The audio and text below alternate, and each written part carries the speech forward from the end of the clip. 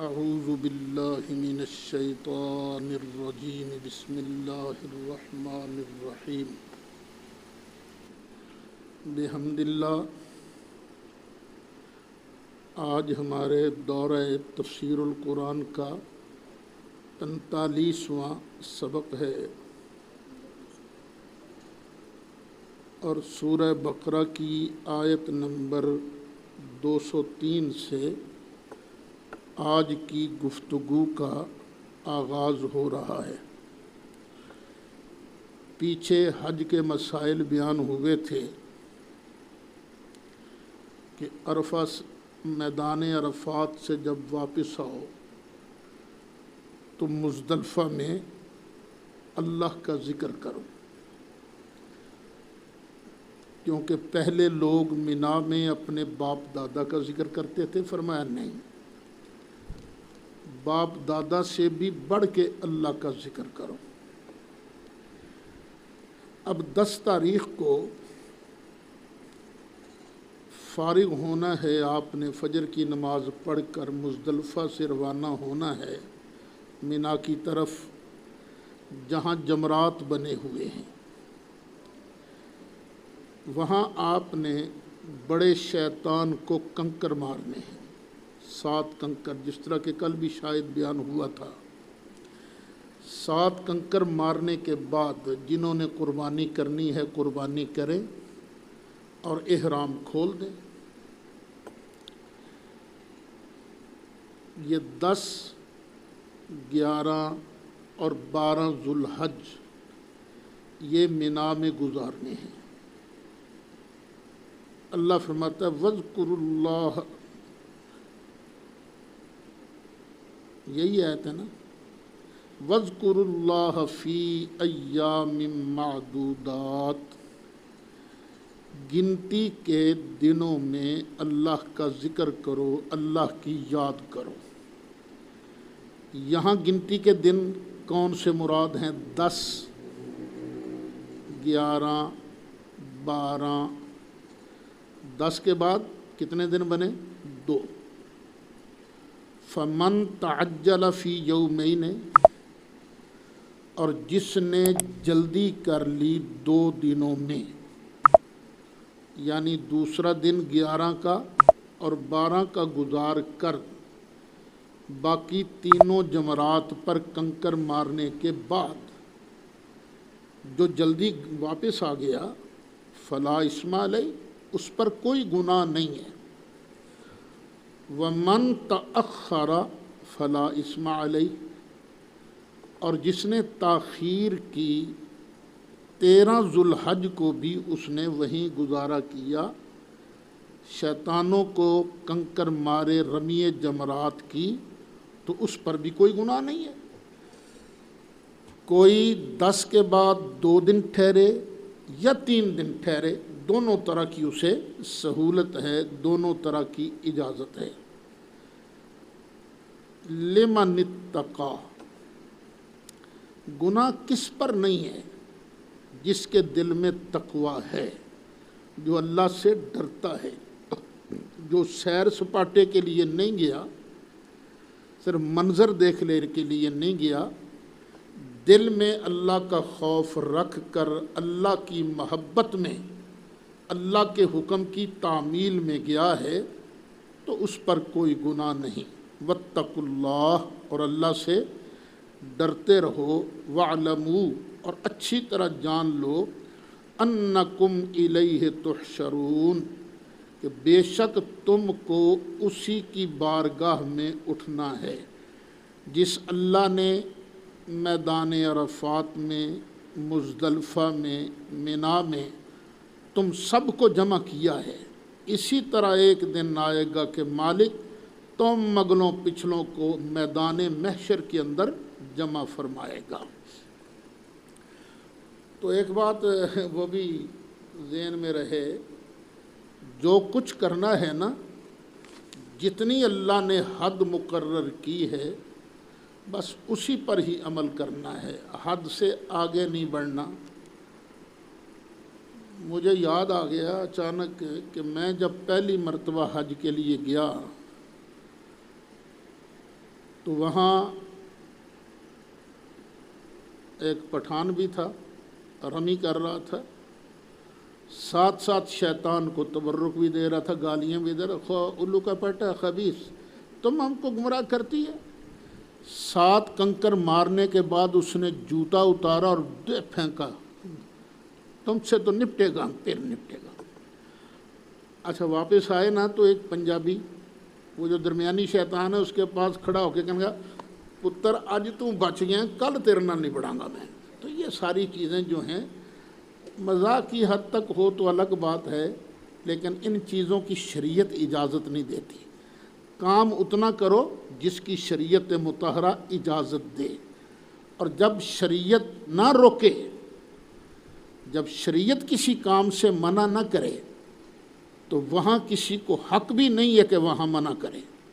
جھگڑا ہی یہی ہے اصل میں، یہ جو ہمارا ہے نا، ہمارے معمولات اہل سنت پر جھگڑا، مخالفین ہمیں کہتے ہیں جو کام نبی کریم علیہ السلام نے نہیں کیا تم کیوں کرتے ہو؟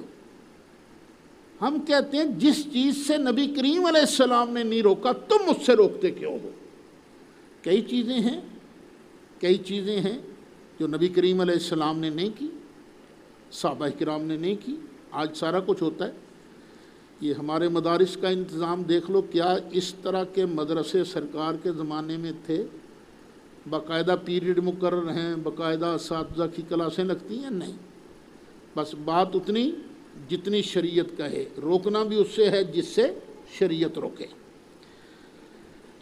اچھا، آج بھی کچھ لوگ دوغلے ہوتے ہیں، دوغلے،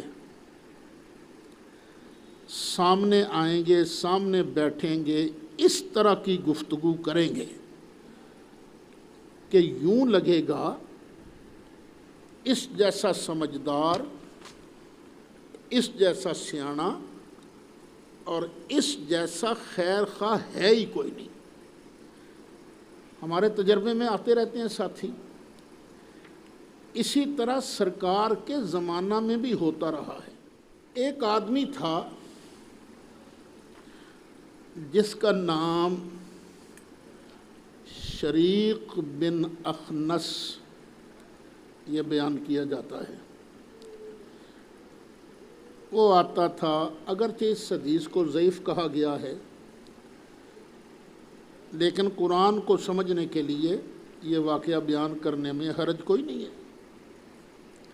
سرکار کے پاس آتا تھا، بڑی لچھے دار گفتگو کرتا تھا، بڑی پیاری، اور جب سرکار کے پاس سے اٹھ کر جاتا تو پھر سرکار کی مخالفت میں باتیں کرتا، سامنے اور رویہ، پیچھے اور رویہ، مسلمانوں کے دل میں شکوک و شبہات بھی پیدا کرتا تھا۔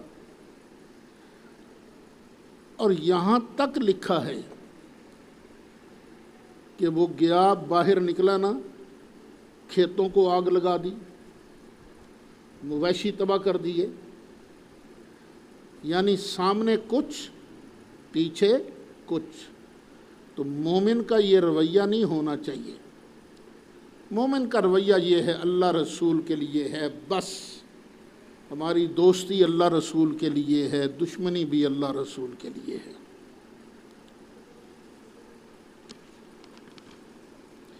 اللہ اس کا ذکر کرتا فرماتا وَمِنَ النَّاسِ،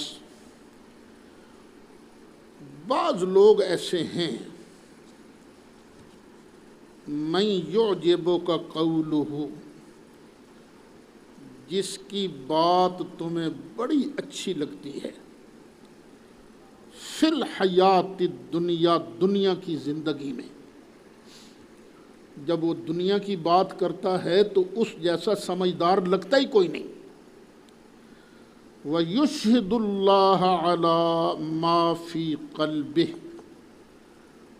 اور جو کچھ اس کے دل میں ہے نا، اس پر وہ اللہ کو گواہ بھی بناتا ہے۔ اللہ گواہ ہے جناب، ایسے ہے، میرا اللہ جانتا ہے، میں آپ کا بڑا خیر خواہ ہوں، میرا اللہ گواہ ہے۔ اللہ کو نہ بات بات پر اللہ کے نام کی قسمیں کھاتا ہے، لیکن ہے کیا؟ وَهُوَ أَلَدُّ الْخِصَامِ، سب سے بڑا جھگڑالو ہے، سب سے بڑا جھگڑالو۔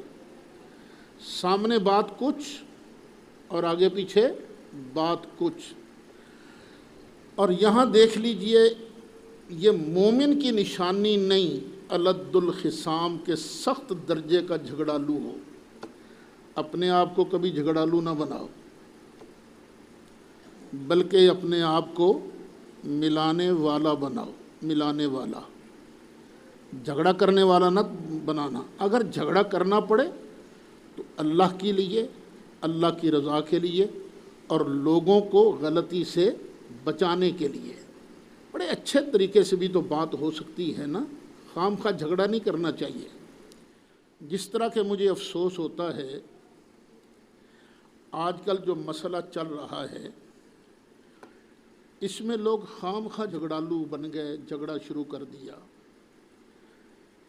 اس بات کا تو جھگڑا ہے ہی نہیں کہ خطائے اجتہادی کی نسبت کسی طرف ہو سکتی ہے کہ نہیں۔ بیٹے یہ جھگڑا نہیں ہے۔ اصل جھگڑا کیا تھا کہ جب سیدہ مانگ رہی تھیں تو خطا پر تھیں، بس ان لفظوں کا جھگڑا۔ لیکن جھگڑالو طبیعتوں نے فاؤل کھیلا، جس طرح نہیں گیم کے اندر لوگ فاؤل پلے کرتے ہیں، فاؤل کھیلا، اور اس بات کو چھوڑ کر خطا اجتہادی آدم علیہ السلام کی طرف ہو سکتی ہے تو یہ ہو سکتا ہے۔ وہ میں دیکھتا رہتا ہوں پوسٹیں وغیرہ، جن حضرات تک میری آواز پہنچتی ہے وہ بھی میری بات پر کان دھریں۔ دیکھو یہ ہماری فیس بک پر پوسٹیں، ہمارے بیانات ساری دنیا سنتی ہے کہ آپ کو پتہ نہیں کروڑوں لوگ ایسے ہیں جو ہم علماء کے طرز عمل کی وجہ سے دین سے دور ہوتے جا رہے ہیں۔ لوگ یہ کہتے ہیں ان لوگوں کو بات کرنے کا سلیقہ تک نہیں ہے، طریقہ نہیں ہے۔ کیوں خام خواہ اپنے طبقے کو مزید بدنام کر رہے ہو؟ جتنا جھگڑا ہے بس اسی پر رہو، جو جھگڑا نہیں اس کو جھگڑا نہ بناؤ۔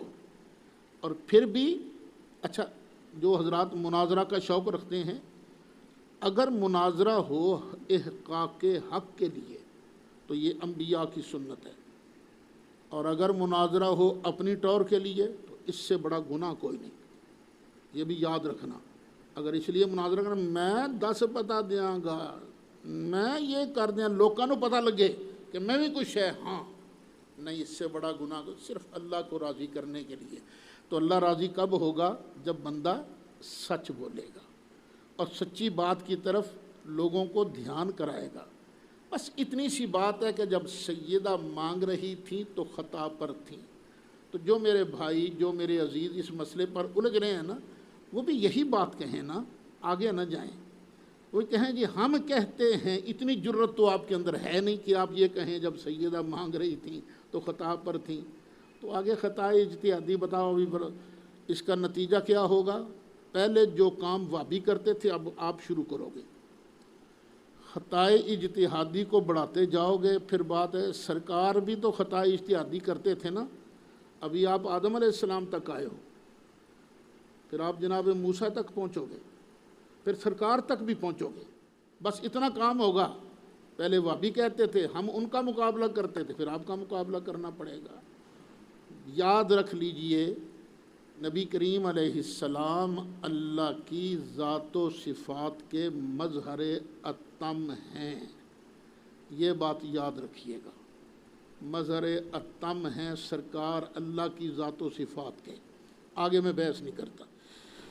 وَإِذَا تَوَلَّى سَعَى فِي الْأَرْضِ، اور جب یہ منافق الد الخصام پیٹھ پھیرتا ہے، یعنی مجلس سے نکلتا ہے، سعی فی الارض لیفسد فیہا، تو زمین میں چلتا کیوں ہے؟ تاکہ زمین میں فساد ڈالے۔ فساد ڈالنے کے لیے زمین میں کبھی ادھر جا، کبھی ادھر جا، کبھی اس کے دل میں شبہ ڈال، کبھی اس کے دل میں شبہ ڈال۔ وَيُهْلِكَ الْحَرْثَ وَالنَّسْلَ، اور ہلاک کر دیتا ہے کھیتیوں کو اور جانوں کو، جانوروں کو خراب کر دیتا ہے، تباہ کر دیتا ہے۔ کوئی شریک بن اخنس کی بات ہو رہی ہے اگر وہ روایات صحیح ہیں، وگرنہ ہر منافق کے بارے یہی بات ہے۔ اچھا دوسرا ترجمہ وَإِذَا تَوَلَّا، پہلا ترجمہ کیا ہے؟ جب وہ مجلس سے نکلتا ہے، پیٹھ پھیرتا ہے۔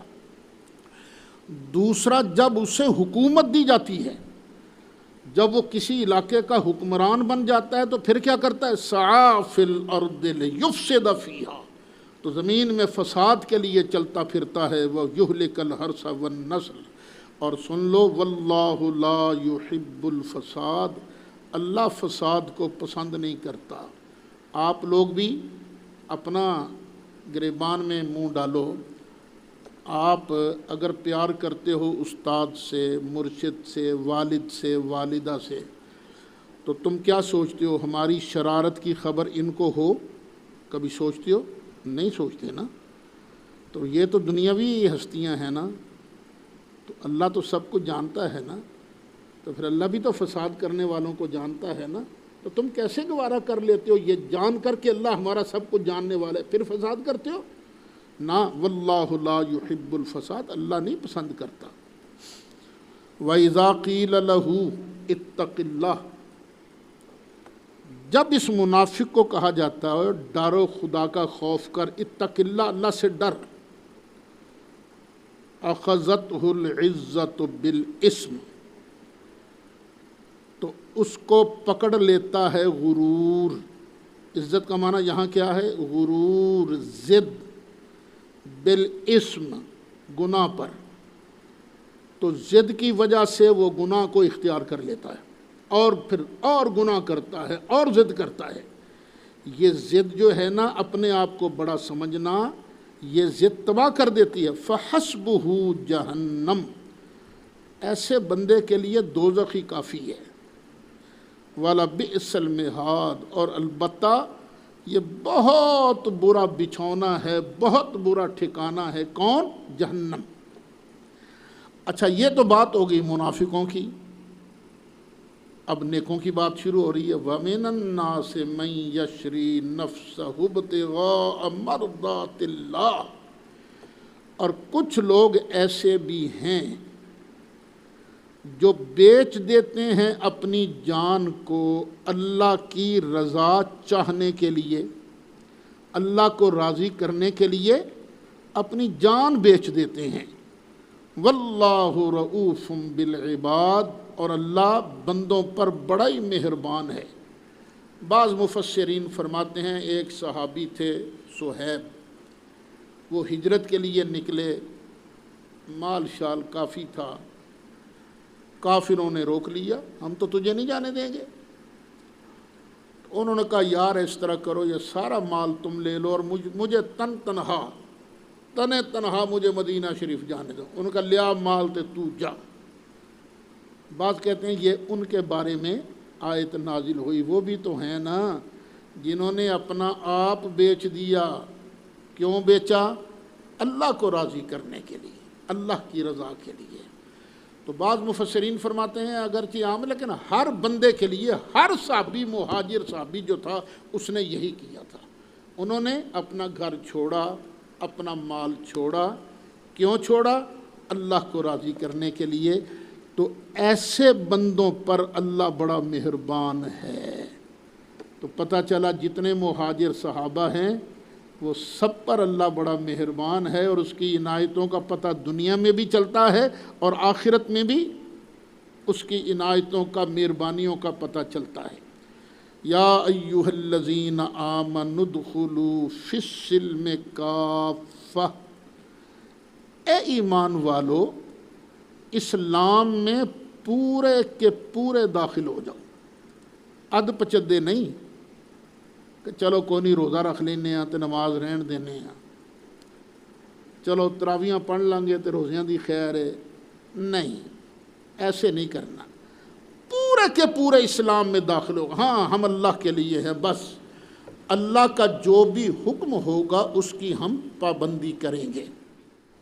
مثلاً ایک یہودی عالم تھے، یہودی عالم مسلمان ہو گئے۔ یہودیوں میں اونٹ کا کھانا جائز نہیں، اور اسلام کے اندر اونٹ کا کھانا منع نہیں۔ انہوں نے کہا چلو خیر ہے، کہاں اسلام کے اندر اونٹ کا کھانا ضروری ہے، ہم اونٹ کھاتے ہی نہیں۔ دل میں تھا چلو اس پر بھی عمل ہوگا، اس پر بھی عمل ہوگا، تو یہ آیت نازل ہو گئی نا، پورے کا پورا اسلام میں داخل ہونا ہے، ذرہ بھی دوسرے مذہب کی نہ رعایت دل میں نہ رہے۔ ایک ہے ملنا جلنا،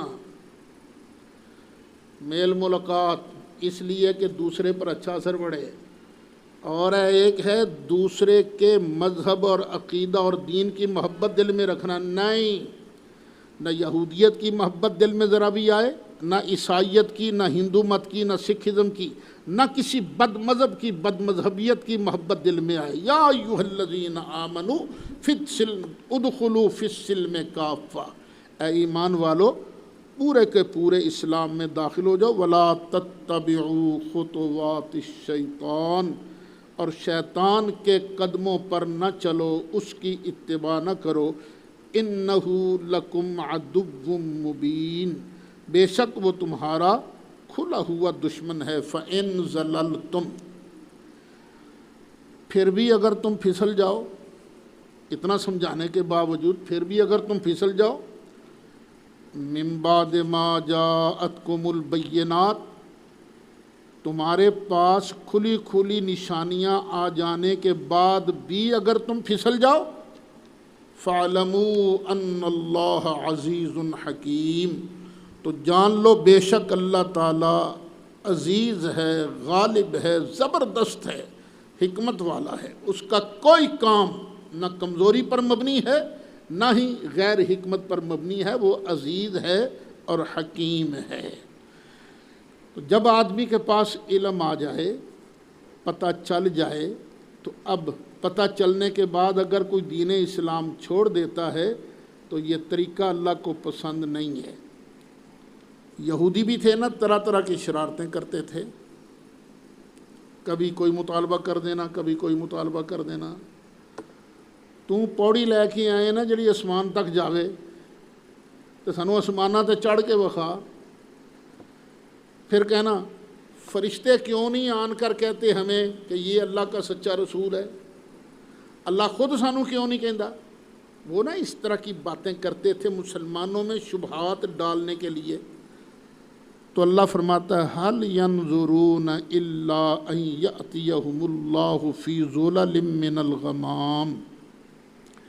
اچھا، ان کا عقیدہ ایک یہ بھی تھا یہودیوں کا کہ اللہ جب کسی کو دیتا ہے نا عذاب، تو بادلوں پر بیٹھ کے آتا ہے، یہ ان کا عقیدہ تھا یہودیوں کا۔ فرشتوں کے بارے میں بھی یہی کہتے تھے، فرشتے بھی جب آتے ہیں تو بادلوں میں بیٹھ کے آتے ہیں۔ اللہ فرماتا ہے هَلْ يَنظُرُونَ، کیا یہ انتظار میں ہیں، إِلَّا أَن يَأْتِيَهُمُ اللَّهُ، مگر یہ کہ آ جائے ان کے پاس اللہ، فی ظلل من الغمام، بادلوں کے سائے میں، چھائے ہوئے بادلوں میں اللہ آئے گا، والملائکۃ، اور فرشتے آ جائیں۔ یہ اس وقت کا انتظار کر رہے ہیں کہ اللہ آ جائے۔ جب ایسا ہو گیا نا، وَقُضِيَ الْأَمْرُ، فیصلہ ہی ہو جائے گا، وَإِلَى اللَّهِ تُرْجَعُ الْأُمُورُ، اور اللہ ہی کی طرف تمام معاملات لوٹائے جائیں گے۔ اور تم یہاں معجزات مانگتے ہو، محبوب سل بنی اسرائیل، ذرا پوچھو نا بنی اسرائیل سے، کم آتیناہم من آیۃ بینہ، ہم نے کتنی روشن نشانیاں انہیں عطا کیں، لیکن انہوں نے کیا کیا، وَمَن یُبَدِّلْ نِعْمَتَ اللَّهِ مِن بَعْدِ مَا جَاءَتْهُ، اور جو اللہ کی نعمت کو بدل ڈالے اس کے پاس آ جانے کے بعد۔ اب دیکھو نا، یہودیوں پر ہم نے کتنے احسانات کیے تھے، جس طرح کہ پہلے پارے میں گزرا ہے، لیکن انہوں نے کیا کیا، اس کو چینج کیا۔ اللہ نے کہا تھا نا دروازے میں سے داخل ہو، وہ کیا کہتے ہوئے، حطۃ، یا اللہ معاف کر دے، تو انہوں نے کیا کیا، اللہ کی نعمت تھی، حنطۃ فی حبۃ فی شعیرۃ، یا اللہ کڑک جو چ دانا، اس طرح کی مذاق کرتے تھے یہ۔ فَإِنَّ اللَّهَ شَدِيدُ الْعِقَابِ، پس بے شک اللہ تعالیٰ سخت عذاب دینے والا ہے، اللہ کا عذاب بڑا سخت ہے۔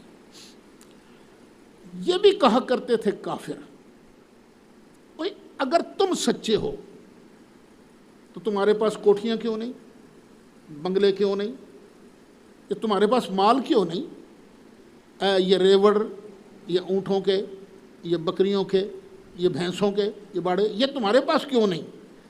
اللہ فرماتا ہے سن لو، زُيِّنَ لِلَّذِينَ كَفَرُوا، مزین کر دی گئی ہے کافروں کے لیے، بڑی خوبصورت بنا سنوار کے ہم نے کافروں کے سامنے رکھی ہے، کیا؟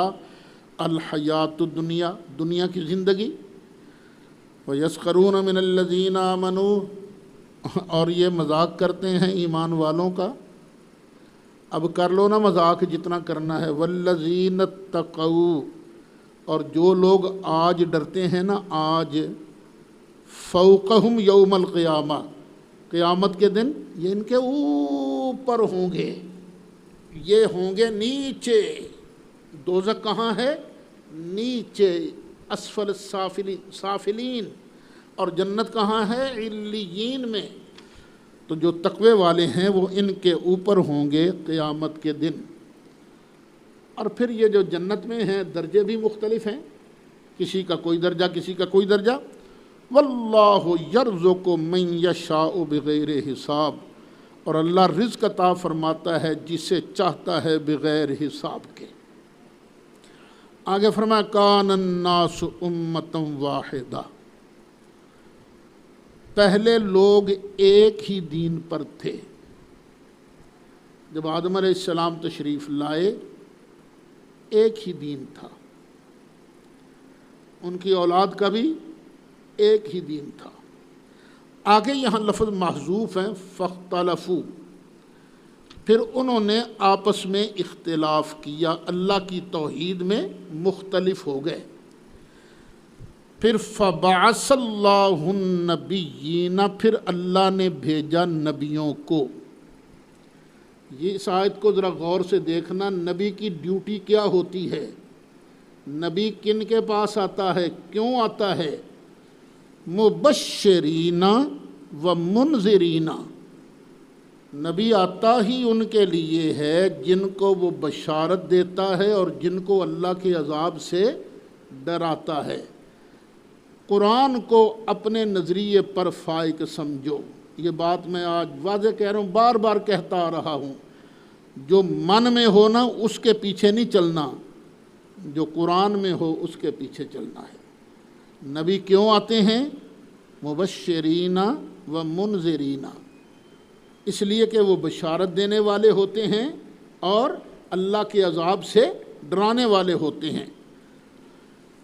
اچھا، انہوں نے کر لیا اختلاف، آگے نوح علیہ السلام، پہلے نبی نوح علیہ السلام ہے نا، جنہوں نے آن کے مختلف الخیال لوگوں کے اندر اللہ کی توحید کا ڈنکا بچایا تھا۔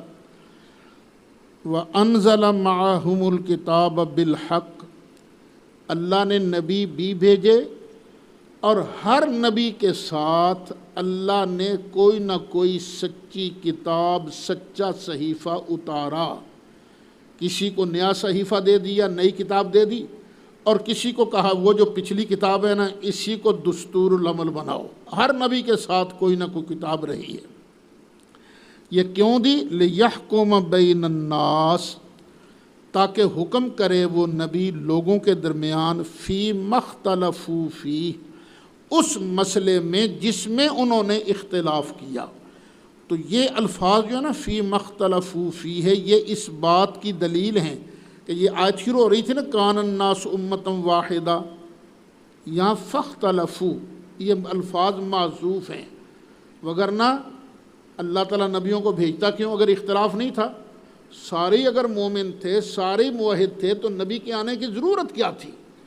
تو یہ اس بات کی دلیل ہے کہ آگے الفاظ کیا ہے، فی مختلفوا فیہ، وَمَخْتَلَفَ فِيهِ إِلَّا الَّذِينَ أُوتُوهُ، اور کتاب میں اختلاف انہی لوگوں نے ڈالا جن کو کتاب دی گئی تھی، اور انہوں نے اختلاف کب ڈالا؟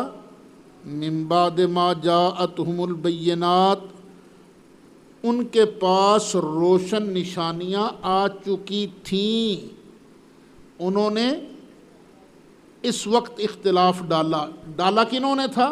جن کو کتاب ملی۔ کب ڈالا؟ جب روشن نشانیاں معجزات وہ دیکھ چکے تھے۔ ڈالا کیوں؟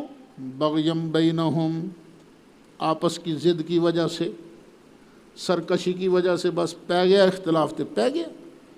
گاؤں کی زندگیاں دیکھ لیں آپ، جب بھی الیکشن آتے ہیں نا تو ایک دھڑا اگر ایک کے ساتھ ہے تو اسی کی ضد میں آ کر دوسری برادری نے دوسرے دھڑے کا ساتھ دینا ہے۔ یہ اختلاف ہے انسانی فطرت میں۔ تو ان لوگوں نے بھی، کچھ لوگ تھے توحید کے دعوے دار، توحید کا پیغام دینے والے، اور جن کے دلوں کے اندر ضد تھی، انہوں نے کہا اچھا تسی اس پاسے اسی ایس پاسے، تم رحمان کی طرف ہم شیطان کی طرف۔ فَهَدَى اللَّهُ الَّذِينَ آمَنُوا، تو پھر اللہ تعالیٰ نے سیدھا راہ دکھایا ان لوگوں کو جو ایمان لائے۔ لِمَا اخْتَلَفُوا فِيهِ، سیدھا راہ کہاں دکھایا؟ جس میں وہ جھگڑ رہے تھے۔ من الحق، حق بات ایمان والوں کو اللہ نے سمجھائی، بِإِذْنِ ہی، اپنے حکم سے۔ اللہ نے اپنے حکم سے ایمان والوں کو سیدھا راہ دکھایا۔ واللہ یہدی من یشاء الی صراط مستقیم، اور اللہ تعالیٰ جسے چاہتا ہے سیدھی راہ دکھا دیتا ہے۔ ام حسبتم ان تدخلوا الجنۃ، شروع میں جب صحابہ کرام کو تکلیفیں آئیں تو کچھ لوگوں نے کہا پتہ نہیں اللہ دی مدد کدوں ہونی ہے۔ اب اللہ ارشاد فرماتا ہے ام حسبتم، کیا تمہارا خیال یہ ہے ان تدخلوا الجنۃ، کہ تم ایویں جنت میں چلے جاؤ گے، کہ تم جنت میں چلے جاؤ گے۔ ولما یأتکم، اور ابھی تک نہیں آئی تمہارے پاس، کیا نہیں آئی؟ مثل الذین خلو من قبلکم، مثال ان لوگوں کی جو تم سے پہلے گزر چکے ہیں، ان جیسی حالت تم پر نہیں آئی۔ ویسے تو صحابہ نے بڑی مصیبتیں، بڑی مشقتیں برداشت کی ہیں نا، لیکن پہلی امتوں میں سے بھی کچھ سارے بے ایمان تھوڑی تھے۔ پہلی امتوں سے بھی کچھ لوگ بڑے دیندار، مصائب برداشت کرنے والے۔ مستہم البأساء، ان کو پہنچی سختی، بأسا سختی، والضراء شدت، بیماریوں کی سختی اور مال کی سختی، وزلزلوا، اور وہ ہلا دیے گئے۔ جب زلزلہ آتا ہے تو کیا ہوتا ہے؟ زمین ہلتی ہے نا، عمارتیں بھی ہلتی ہیں۔ اسی طرح کچھ لوگ وہ تھے جن کو تکلیفوں نے ہلا دیا۔ حتی یقول الرسول والذین آمنوا معہ، یہاں تک کہ اس زمانے کا رسول بھی کہہ اٹھا، والذین آمنوا معہ، اور اس کے ساتھ جو ایمان والے تھے وہ بھی کہہ اٹھے۔ یعنی تکلیفیں اتنی آئیں، عرض کرنے لگے، شک نہیں تھا اللہ پر، لیکن عرض کرنے لگے متی نصر اللہ، اللہ کی مدد کب آئے گی؟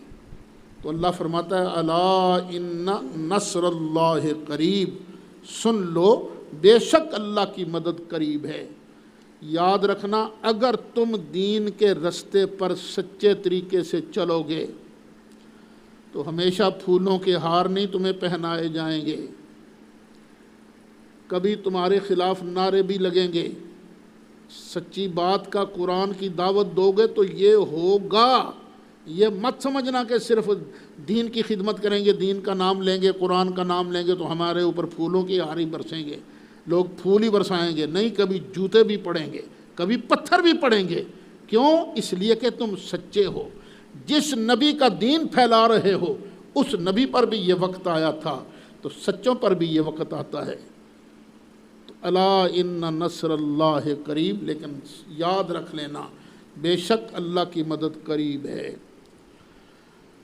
یسألونک ماذا ینفقون، آپ سے پوچھتے ہیں کیا خرچ کریں۔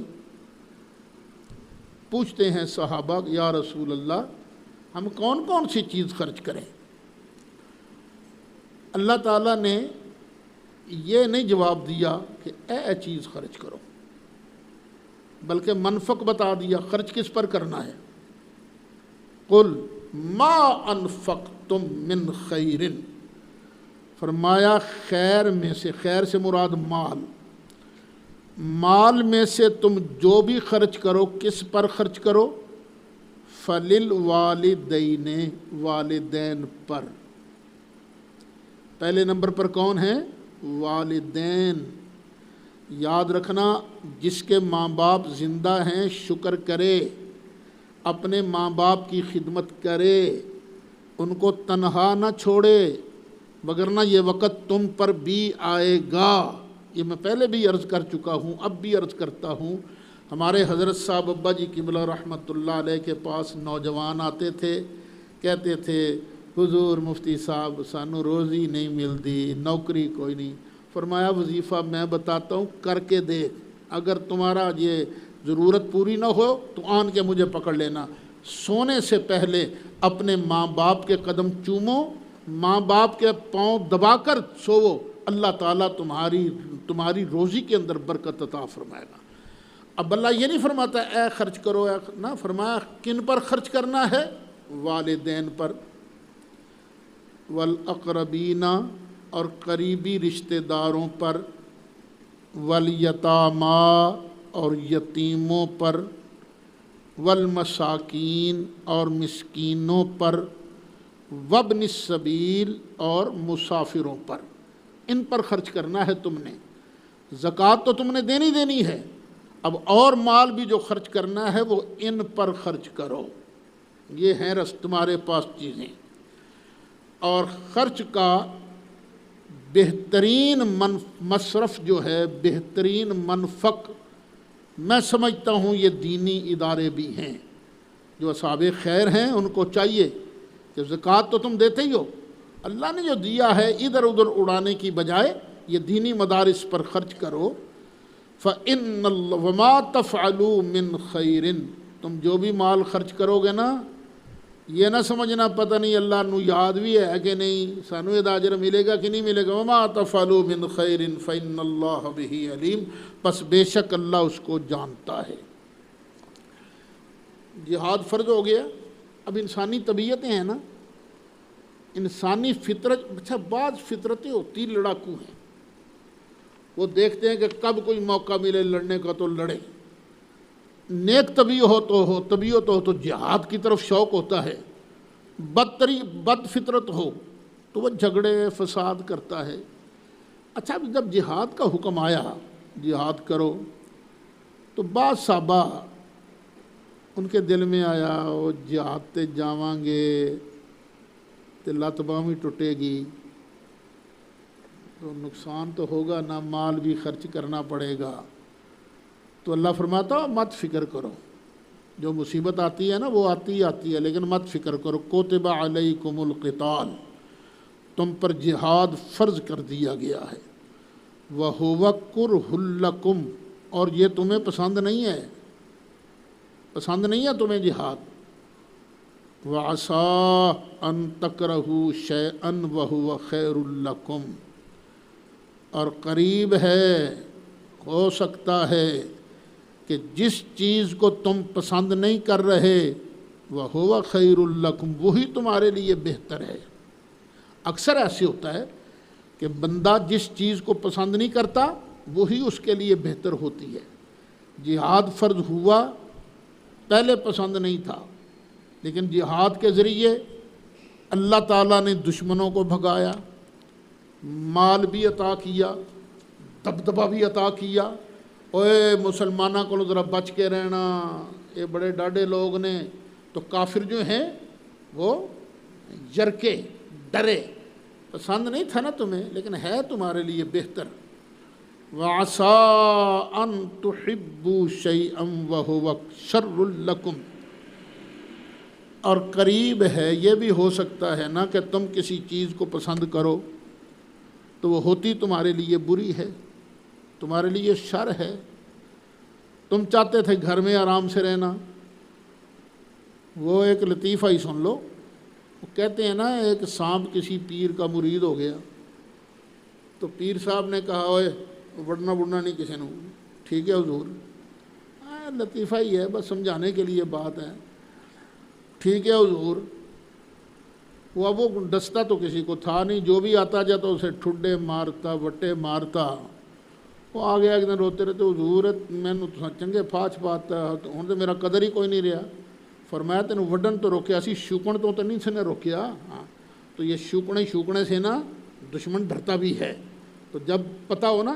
اچھا دیکھنا، یہ امریکہ ہے، یورپ ہے، یہ جتنا عالم کفر ہے تمہاری نمازوں سے نہیں ڈرتا۔ وہ کہتا تسی پائندی چھڑ کے ست پڑھو۔ حج سے نہیں ڈرتا، کہتا ایک واری چھڑ کے 3 واری آجتے جاؤ سال۔ تم خیرات کرو نا، غریبوں کو دو، چیریٹی کے کام کرو، اس کو بالکل اس کی کہتا ہے ساڑھے کو بھی لگو۔ انگلینڈ میں میں نے خود دیکھا کہ مساجد کے لیے انگریز حکمران وہ خود فیسیلیٹیٹ کرتے ہیں، سہولتیں مہیا کرتے ہیں، پلاٹ دیتے ہیں، قرضہ دیتے ہیں، سارا کچھ کرتے ہیں، لیکن وہ ڈرتا کس سے ہے؟ جہاد سے۔ کیوں کہ جہاد کریں گے نا تو بیڑا غرق ہمارا ہی ہوگا۔ تو ہر وہ قوت جو جہاد کی حامی ہو عالم کفر کو وہ اچھی نہیں لگتی۔ تو خام خواہ آپ لوگوں نے گھر بیٹھ رہنا ہے، لوگوں پر دبدبا روب کس کا؟ اپنا نہیں، یہ بات یاد رہے۔ اپنا روب جماؤ گے تو کوڑی ثواب نہیں، دبدبا کس کا ہو؟ اللہ کے دین کا دبدبا ہو، بس اللہ کا دین یہی اکبر ہے۔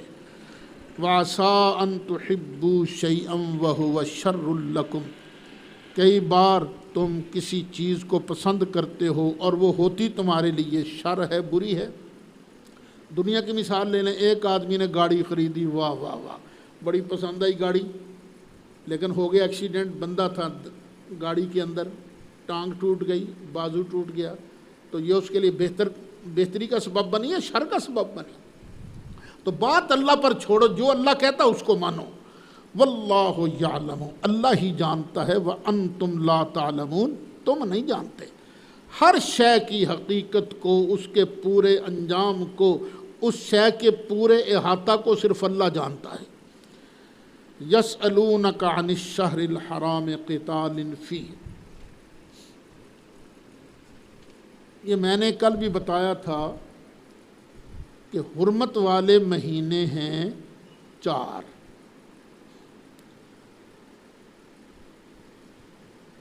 ایک گروپ صحابہ کرام کا جہاد کے لیے گیا،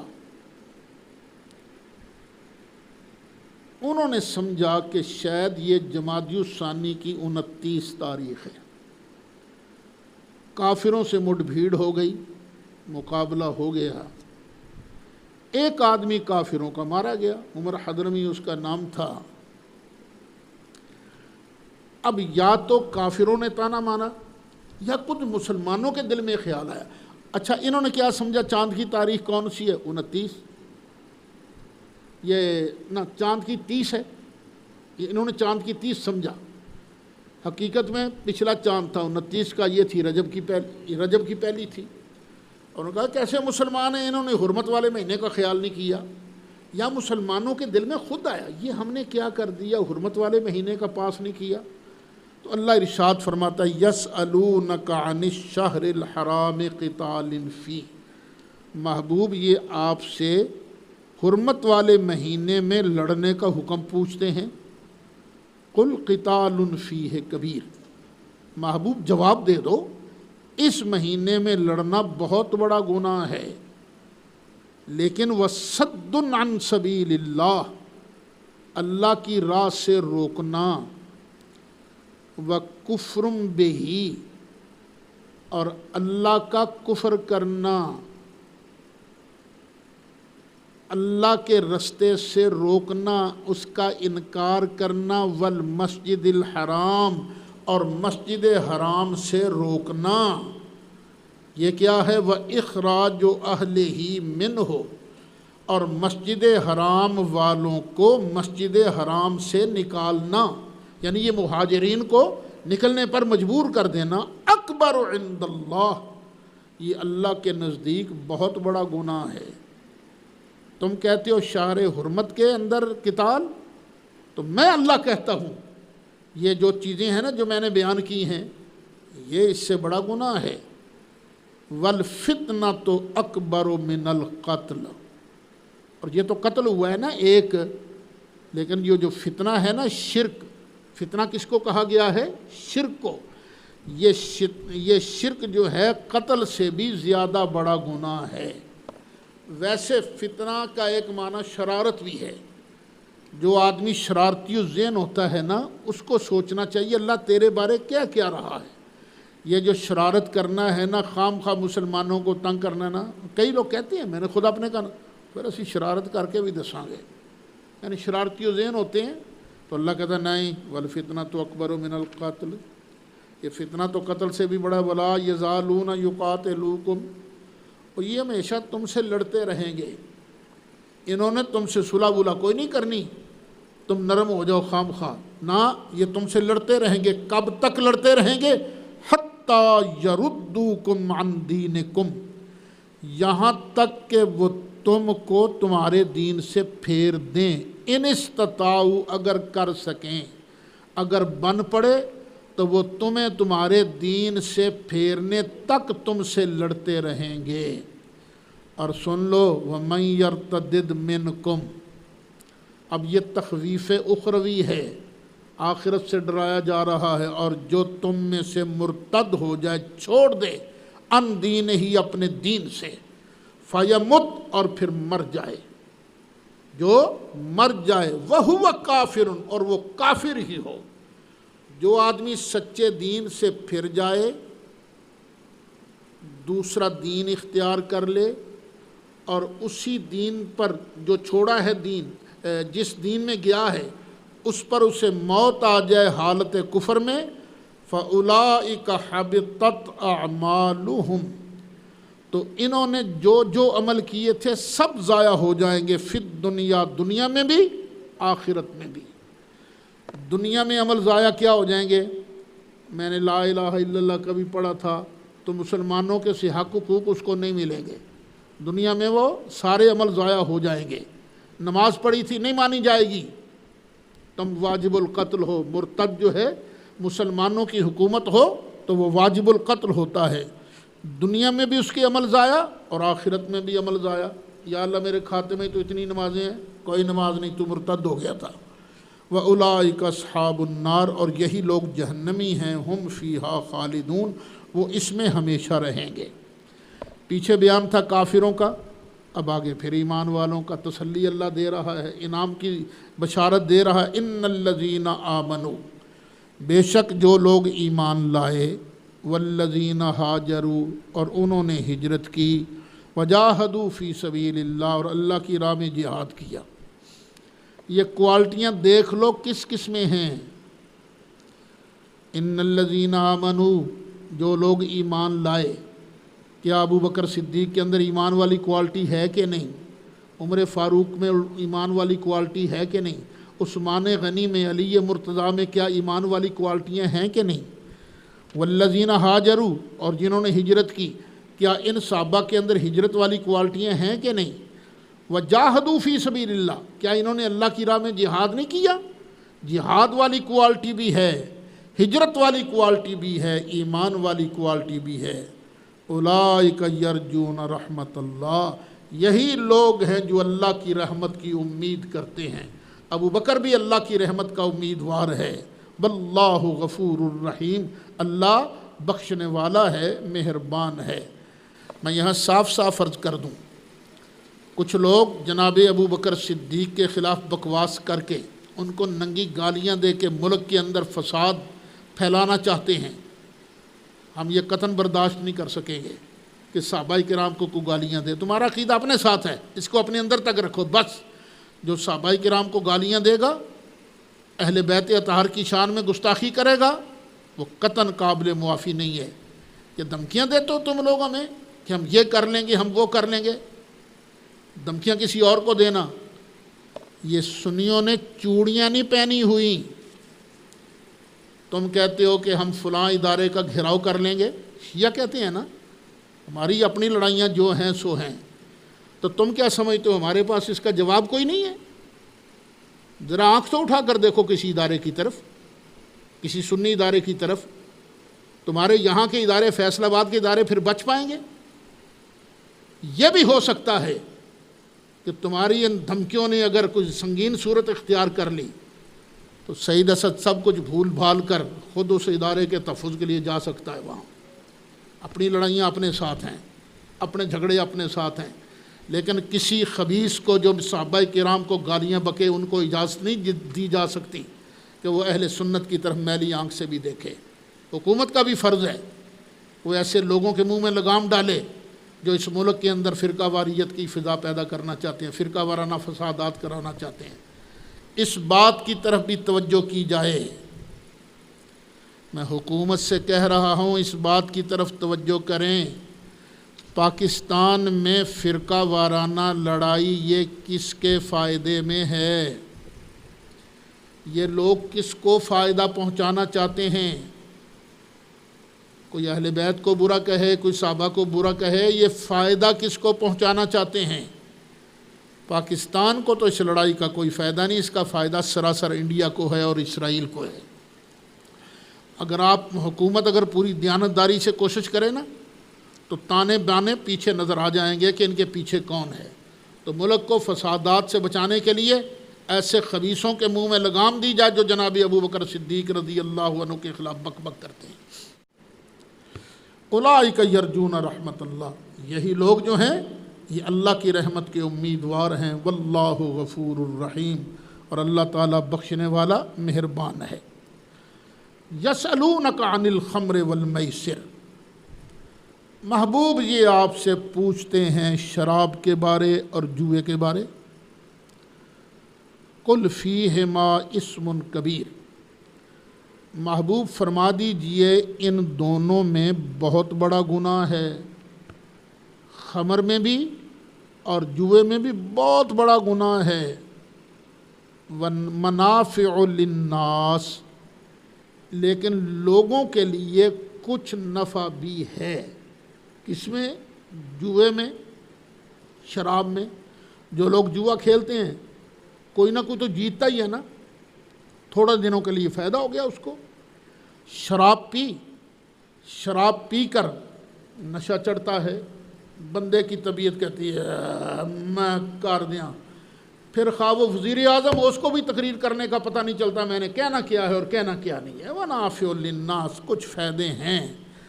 وَإِسْمُهُمَا أَكْبَرُ مِن نَّفْعِهِمَا، اگر تمہارا اللہ پر یقین ہے نا تو سن لو، اور ان دونوں چیزوں کا گناہ زیادہ بڑا ہے ان دونوں کے نفع سے۔ وَيَسْأَلُونَكَ مَاذَا يُنْفِقُونَ، اور پوچھتے ہیں آپ سے کہ وہ کیا خرچ کریں، پوچھتے ہیں کیا خرچ کریں۔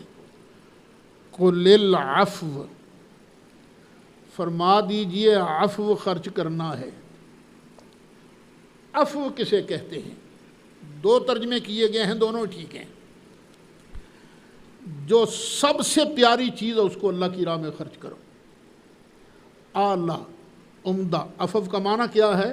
اعلیٰ عمدہ چیز اللہ کی راہ میں خرچ کرو۔ چوتھا پارہ نکالو ذرا، دیکھو چوتھا پارہ شروع ہو رہا ہے، لن تنالوا البر حتی تنفقوا مما تحبون، تم ہرگز بھلائی تک نہیں پہنچ سکتے جب تک اللہ کی راہ میں پسندیدہ چیز خرچ نہ کرو۔ اعلیٰ شے جو تمہیں پسند ہے اس کو اللہ کی راہ میں خرچ کرنا ہے۔ ایک معنی یہ ہے۔ دوسرا معنی یہ ہے کہ عفو کہتے ہیں ضرورت سے زائد چیز کو، کہ ضرورت سے جو زائد ہے نا اس کو اللہ کی راہ میں خرچ کر دو۔ کذالک یبین اللہ لکم الآیات، اسی طرح اللہ بیان فرماتا ہے تمہارے لیے نشانیاں، لعلکم تتفکرون، تاکہ تم فکر مند ہو، سوچو، فی الدنیا والآخرہ، دنیا کے کاموں میں بھی سوچو اور آخرت کے کاموں میں بھی سوچو۔ دنیا کا کام کرنے لگو، جوئے کے قریب نہیں جانا، گناہ کے قریب نہیں جانا، گھاٹے والے طرف نہیں جانا، آخرت کے کام کرنے لگو تو وہ کام کرو جس میں اللہ کی رضا ہو۔ وَيَسْأَلُونَكَ عَنِ الْيَتَامَى، اور محبوب آپ سے پوچھتے ہیں یتیم بچوں کے بارے میں۔ ایسے ہوتا تھا کہ بچے ہو گئے یتیم اور ان کے پاس مال بھی ہوتا تھا، مال بھی تھا، کئی بچوں کے پاس مال بھی تھا۔ صحابہ کرام نے سوچا کہ ہم اگر ان کو اپنے ساتھ ملاویں، ان کا کاروبار، ان کا پیسہ اپنے پیسے کے ساتھ مکس کر کے کاروبار کریں تو ہو سکتا ہے ان کا کچھ حرج ہو، ہم کچھ زیادہ ہی نہ کھا جائیں۔ تو یہ سوال ہوا نا، فرمایا وَيَسْأَلُونَكَ عَنِ الْيَتَامَى، پوچھتے ہیں آپ سے یتیموں کے بارے میں۔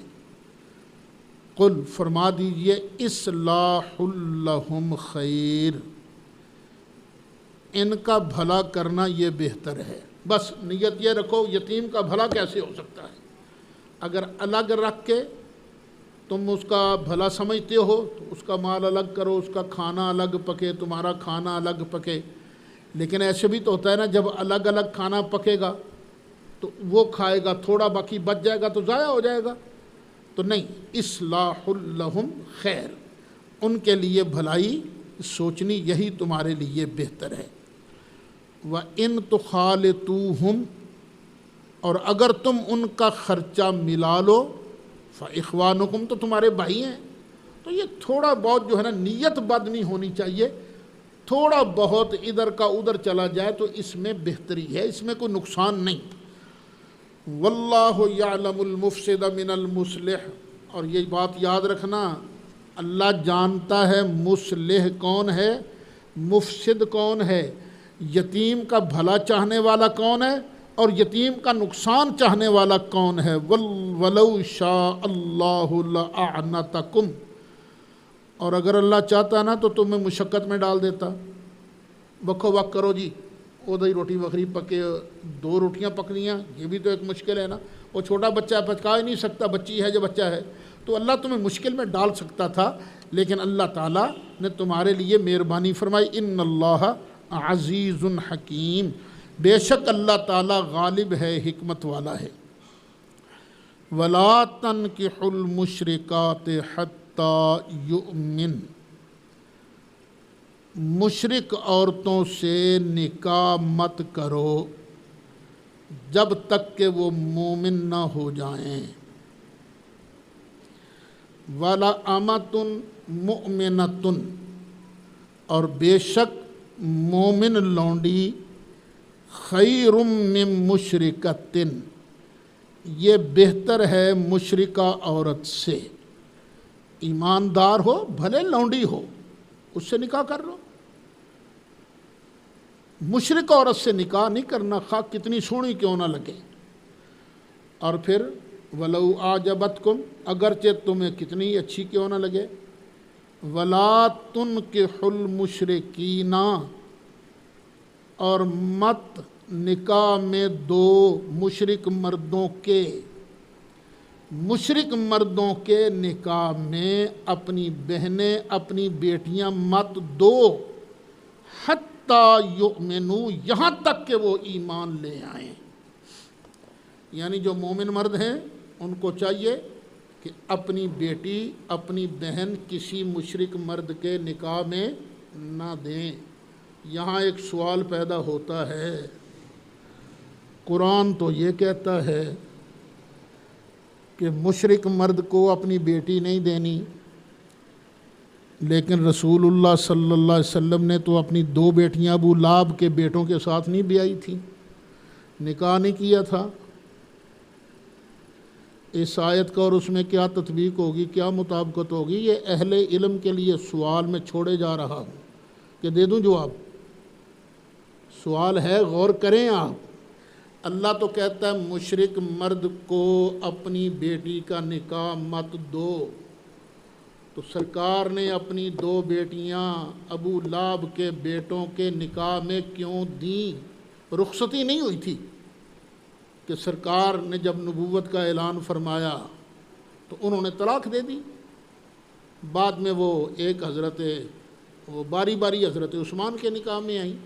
تو یہ کہ سرکار نے کیوں مشرک مردوں کے نکاح میں دی تھیں؟ جواب بڑا آسان ہے۔ کیا ہے جواب؟ یہ وحی کے بعد کا حکم ہے، وحی سے پہلے کا یہ حکم نہیں ہے۔ اس وقت تک سرکار پر وحی آنی شروع نہیں ہوئی تھی، یعنی یہ نبوت سے پہلے کی بات ہے، یہ نبوت کے بعد کا حکم ہے۔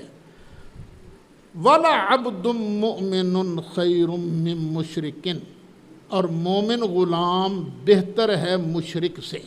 آزاد مشرک جو ہو نا، اس سے بہتر ہے مومن غلام، کروڑ درجے بہتر ہے۔ وَلَوْ أَعْجَبَكُمْ، خواہ تمہیں مشرک کتنا ہی اچھا کیوں نہ لگے، مال کی وجہ سے، شکل کی وجہ سے، صحت کی وجہ سے کتنا ہی اچھا کیوں نہ لگے۔ کیوں؟ اولئک یدعون الی النار، یہ لوگ جہنم کی طرف بلاتے ہیں۔ واللہ یدعو الی الجنہ، اور اللہ تعالیٰ بلاتا ہے جنت کی طرف، والمغفرت، اور بخشش کی طرف، بِإِذْنِهِ، اپنے اذن سے۔ اللہ اپنے فضل سے، اپنے اذن سے لوگوں کو جنت اور مغفرت کی طرف بلاتا ہے۔ وَيُبَيِّنُ آیاتہ، اور اللہ اپنی آیتوں کو کھول کھول کر بیان کرتا ہے، للناس، لوگوں کے لیے، لعلہم یتذکرون، تاکہ وہ نصیحت اختیار کریں۔ مولا صلی وسلم دائما ابدا